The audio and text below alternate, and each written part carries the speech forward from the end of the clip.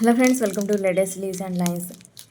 Dairy Milk chocolate ప్యాస్ట్లో sketch వేస్తున్నా. Dairy Milk చాక్లెట్ను స్కెచ్ కోసం తీసుకున్న గీయడానికి ఎలా పెట్టి వేస్తే బాగుంటుందా అని ఆలోచించి డైరీ మిల్క్ చాక్లెట్ను రేపర్ను కట్ చేసి చాక్లెట్ను తీసేసి ప్యాక్లో నుండి క్యాడ్బరీ చాక్లెట్ బయటికి కనిపిస్తున్నట్లుగా గీయాలని ఐడియా వచ్చి ఇక స్కెచ్ వేయడం స్టార్ట్ చేశా.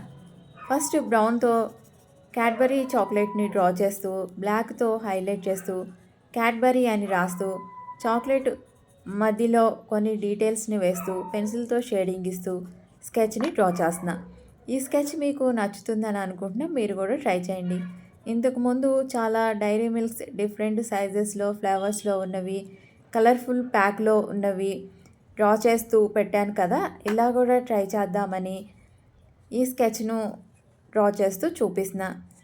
ఇలా వేయడం వల్ల ఈజీగా డ్రా చేయొచ్చు. ఎలా అంటే క్యాడ్బరీ చాక్లెట్ సింగిల్ కలర్లో ఉండడం వల్ల ఎక్కువ కలర్స్ వాడాల్సిన పని లేదు. అందులో ఎక్కువ డీటెయిల్స్ కూడా లేవు.